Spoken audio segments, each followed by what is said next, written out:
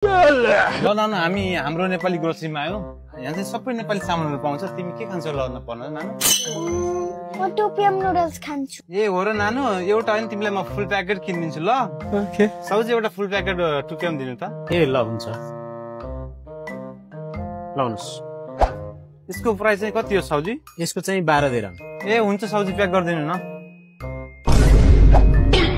के हो नानु? तपाईलाई थाहा हैन सामान किन्दा पछाडी प्राइस हेर्नु पर्छ भनेर?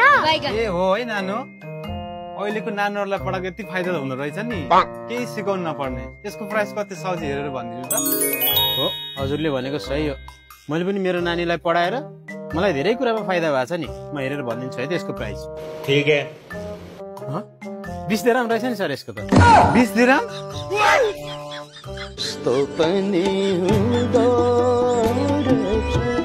छोरीहरूलाई पढाएर फाइदै हुँदो रहेछ है।